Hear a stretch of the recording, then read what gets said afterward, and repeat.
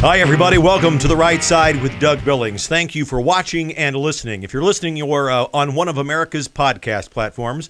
We are on all of them, and we appreciate you listening, whether it's Apple Podcast, Google Podcast, Stitcher, iHeartRadio, Pandora, whatever. We are on all of them. And if you want to see the glory, the splendor, the charisma, the charm, and the intellectual maturity in full display, head over to YouTube and check us out over there. Look us up on Facebook, Twitter, and so forth, at Doug Billings, and on Facebook at The Right Side with Doug Billings. So today, big day. It's going to be sweet, ladies and gentlemen. This is one hell of an October surprise we've just received from and compliments of the Secretary of State, Mike Pompeo, a fellow Kansan and a really great guy. He has given us what is probably going to be one of the most anticipated pre-election surprises ever in the history of our republic. I think that you've probably heard he has every one of Hillary Clinton's deleted emails, every one of them, and he's going to release them, or at least some of them, before the election. That's great news. The American people have deserved to see these since the day she deleted them, if not before, and finally, we are going to be able to see them. It's just huge news. It can't be ignored. We can't comment specifically on the content of those emails, obviously, because we don't know what they contain yet. But we can assume that it's going to be juicy, very sweet and juicy to be able to read those things, to see how much Clinton and the former vice president of the United States, Joe Biden, knew about the cabal and about the coup that was thrown out against President Trump even before his campaign began. So huge news coming from the Secretary of State. Thank you and cheers, Mike Pompeo. We appreciate that. It's phenomenal, and we look forward to reading those emails. Incredible news right here just 23 days before the election. Then there is the vice presidential debate. It's still on my mind, and typically what I do in a show like this is to comment on one or two or three topics, but I'm going to bounce around a little bit on this debate because what we saw there, I think, after the debate especially, there was a huge ruckus that the liberal media and members of the New Democratic Socialist Communist Party put forth when, Karen Pence had the gall, had the audacity to come on stage to greet her husband after the debate, but she wasn't wearing a mask, ladies and gentlemen. Oh, no! Another video where we've got to warn the viewers before they see it. You may want to warn your children or perhaps have them leave the room. The video that you're about to see contains graphic footage of a woman and a wife of a political candidate not wearing a mask on stage after the debate in a room with hardly anyone in it. Anyway, so I'll go with it for a few minutes because I've got some questions about the mask and the uproar that the mask causes among members of the left. If we were to just ask ourselves and realize that there are vast amounts of numbers of people throughout the United States, throughout the world for that matter, who live together, they live daily life together, and their populations are not decimated by COVID-19. They hardly ever, if at all, wear a mask.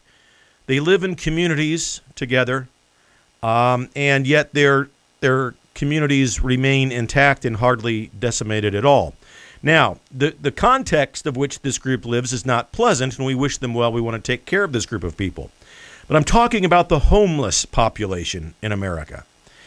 A plight that we certainly need to pay attention to. But the homeless population, if the masks are so crucial and so vital and so important and all about our health, why haven't the homeless populations been decimated, wiped out, eradicated by this deadly virus?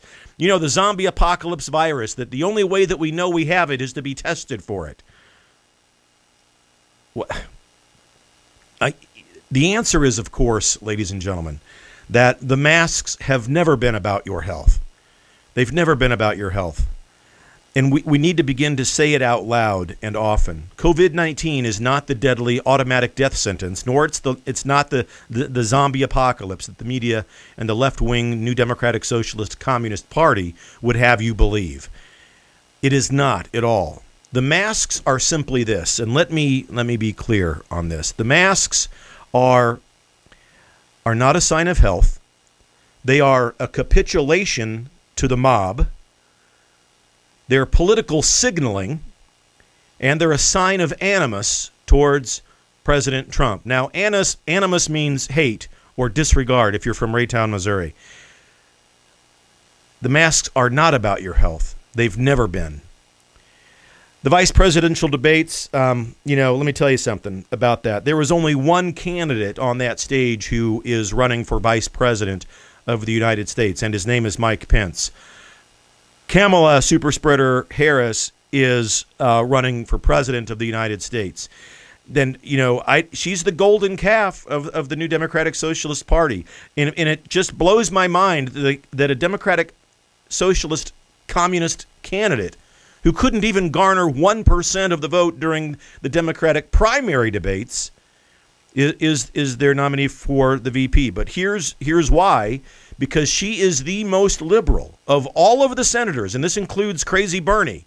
She's the most liberal of them all. And, of course, AOC and the squad and all of the rest, who really are the puppet masters for the new Democratic Socialist Communist Party, they want Kamala in there because she's the most radical of them all. And she's running for president, not for vice president. I've got to tell you, watching those debates, I didn't think I would ever live long enough to see a female political candidate become more despised than Hillary Clinton. But Kamala became just that political candidate. More despised in America than Hillary Clinton at this very moment. Her condescension, her tone, her laugh, her snarkiness. I mean, the condescension was one thing. I think that we get it. She's snarky. But those things were off the charts with her, just off the charts. Her cackle, her smugness. She was not polite. Mike Pence was the absolute image of decorum, good manners, and goodwill. But she was rated off the charts with regards to her despicableness, if you will. And the reasons, I think, are clear because of that, why she didn't come anywhere close to 1% of the vote during the Democratic primary. So she has zero likability qualities about her. And again, Pence ran away with the debate, and there's just no comparison. It's especially interesting in all of this, her unlikability and so forth, and the reason why she's the presidential nominee, really. It's more interesting now because of what Nancy Pelosi did today with regards to invoking the 25th Amendment in some legislation that she's going to put forth in some form or fashion on the House floor. Now, never mind that legislation is not going to go anywhere. It simply will die. But she's putting it forth. She's making news. She's trying to control the news cycle to a degree. But she says that President Trump's nearly miraculous recovery from COVID, which it was, is because of medications that he took. And these certain medications affect his ability to be president, his thinking ability, and so forth. So I think Newt Gingrich said it correctly and most aptly when he said that, and I'm quoting here, Pelosi's invocation of the 25th Amendment is not to oust President Trump. It's a trial balloon to set the stage to replace Biden with Kamala. So we'll see, but it's only one thing is certain. That legislation that she's putting forth is going to die, and it's laughable. And every time Pelosi or any of those members of the new Democratic Socialist Communist Party put forth some kook measure like this, what they don't realize, it fires up their base. Their base, their electoral base, the people that were burning, rioting, looting, committing arson and anarchy in the streets this past summer, that's their electoral base. So those people get fired up when they hear we're going to invoke the 25th Amendment against President Trump. But what they fail to realize, their critical error, is that also motivates the average American able to think critically about issues, who is an independent voter or an undecided voter, a libertarian, and so forth. And although those people may not like President Trump's personality, they clearly see the burning of America as supported by and encouraged by the new Democratic Socialist Communist Party, juxtaposed against what President Trump stands for, law and order. And they go, I can put up with the Orange Man's tweets and I can put up with his personality, but I can't put up with this burning of America and the radicalism that they stand for.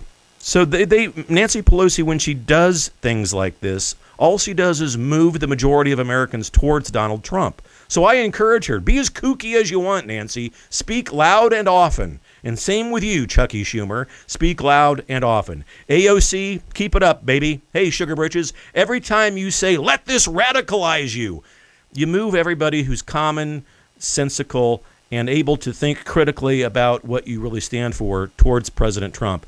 And there just aren't enough radicals in the United States to carry you to victory. The people that you saw on the streets, the radicals, less than 0.5% of American population, that they will never be the mainstream. So it's clear that they want to overturn Donald Trump's presidency. This invocation of the 25th Amendment is just their latest attempt to throw the spaghetti on the wall to see if it sticks. They've wanted to overthrow him since before he was inaugurated. So we understand just the craziness that surrounds Nancy and people like her. But Kamala would also not answer the whole packing of the Supreme Court question. This is a critical issue. And it's can you imagine? It is so frightening that Joe Biden would say that, look, I'm not going to answer this question until after the election because I don't want the answer of this question to become the issue of the election. And I'm just left there with my jaw hanging open, just astounded by the intellectual immaturity of that answer. Of course your answer is going to become an issue. Your answer to any question is going to become an issue with regards to the election and the question posed to you, Mr. Vice President. It's abhorrent, it's dangerous, it's sneaky, it's treacherous that he doesn't answer that question. Now, he's not fooling anybody. His non-answer, and the same with Kamala during the debate, their non-answer to that question is, in fact, the answer to the question. Of course they're going to pack the courts. They've both said it repeatedly, and there's many, many video clips we could show you of them saying it. The same with fracking. Oh, we're never going to end fracking. BS!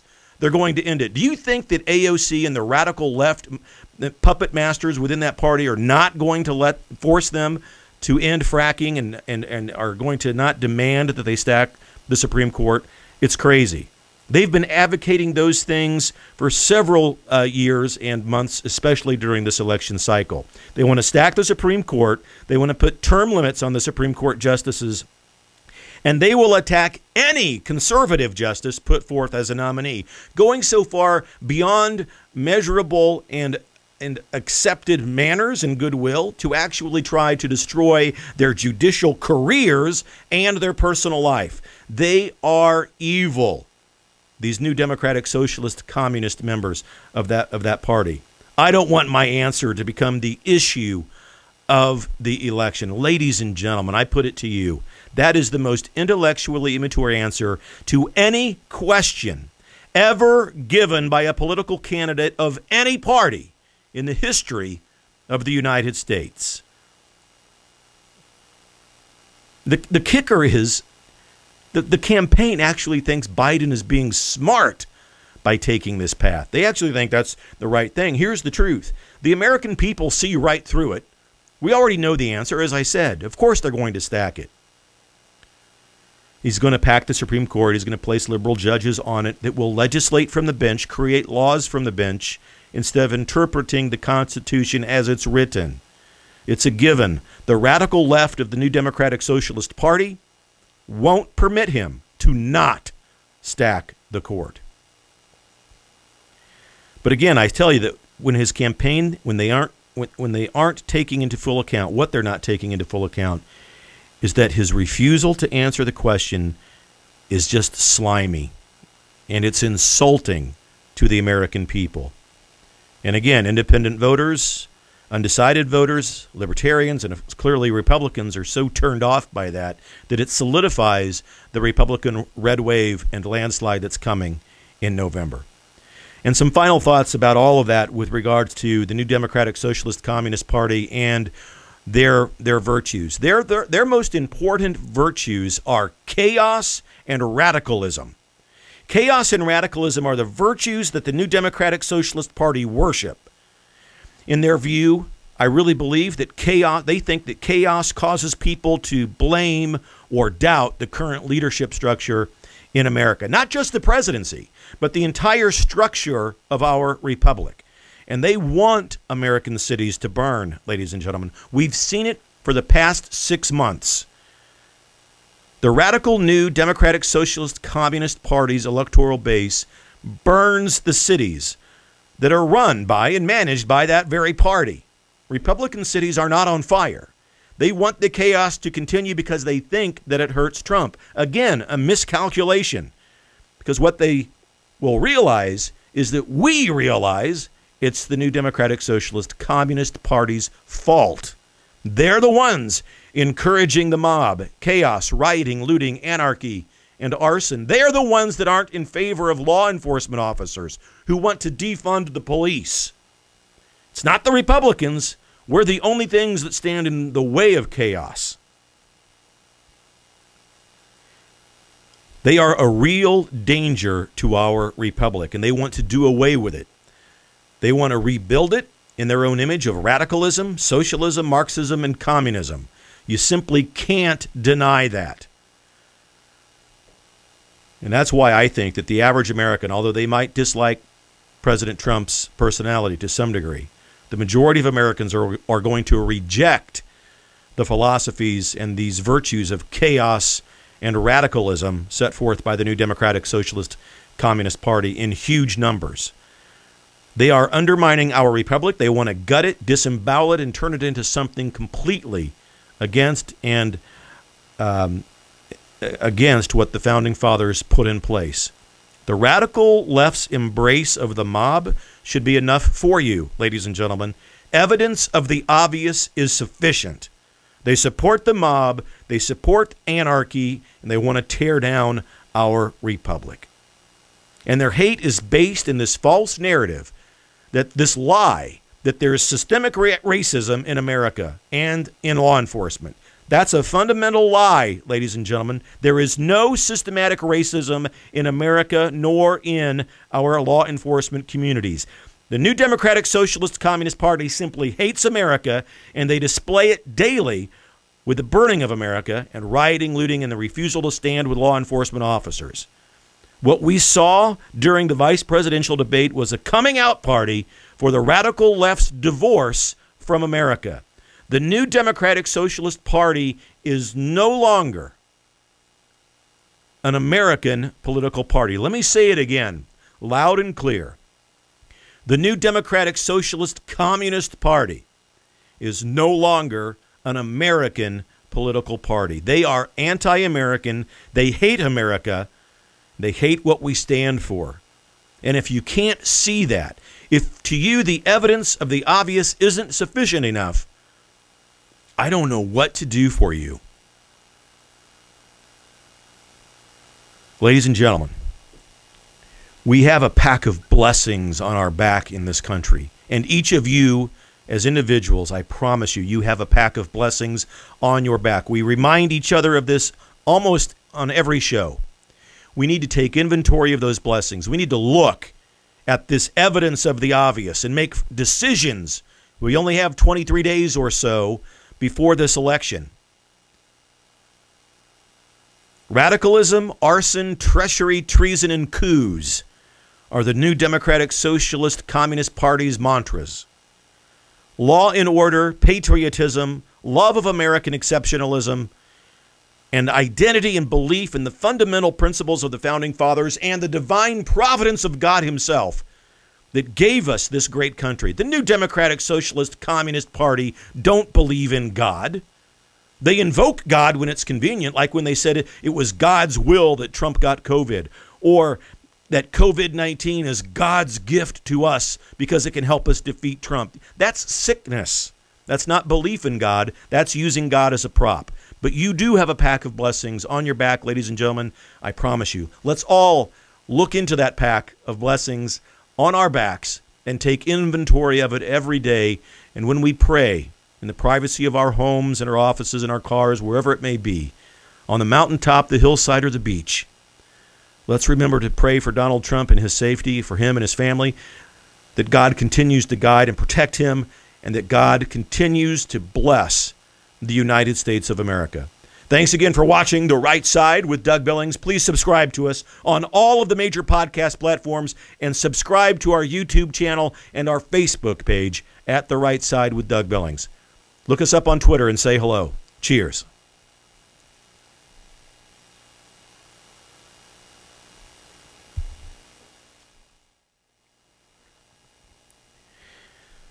Ladies and gentlemen, hi, Doug Billings here on The Right Side. You know, it's not every day that we here at the program get to meet someone who rubs elbows with American heroes. But we've done just that, and he's become a friend of the program, and we're grateful for it. The Commander's Artist, otherwise known on Twitter as The Real Mad Dog 58. Make sure you look him up and give him a follow on Twitter at The Real Mad Dog 58. And more importantly, perhaps, look him up on the web, www.thecommandersartist.com. He's the personal artist of General Mike Flynn. Personal friend of the General's is a personal friend of mine, ladies and gentlemen, and I'm flattered that he's become a friend of The Right Side. You can check out his artwork just over my right shoulder. The Right Side logo that we use at the beginning and end of every program. There's one of me up there in my Revolutionary War garb, protecting the Republic from intellectual liberal immaturity. And one of Donald Trump up there as well. We love it. My chosen leader. TheCommandersArtist.com and The Real Mad Dog 58 on Twitter. Mad Dog, Commander's Artist, thank you, brother. Thank you for your friendship, for all you've done for the show. Cheers.